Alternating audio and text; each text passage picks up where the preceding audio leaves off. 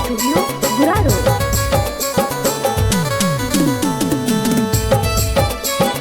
Mix by Ajit Yaduvanshi.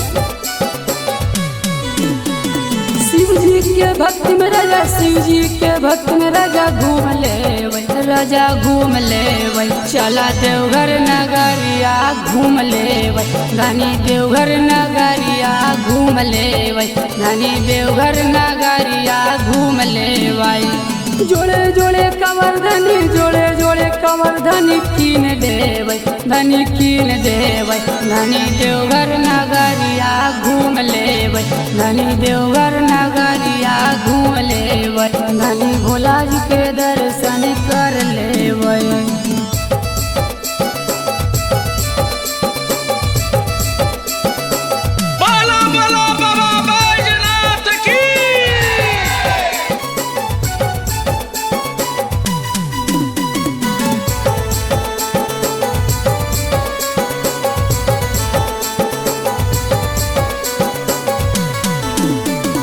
Deoghar से किनब राजा हरी हरी चूड़िया, हरियर टिकुलिया सिंदूर के पुड़िया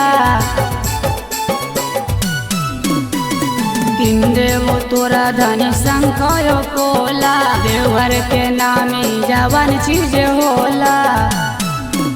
लिखल बोलबा अंगूठिया में, लिखल बोलबा अंगूठिया में कीन ले राजा कीन ले राजा भोला जी के दर्शन कर ले राजा भोला जी के दर्शन कर ले राजा भोला जी के दर्शन कर ले।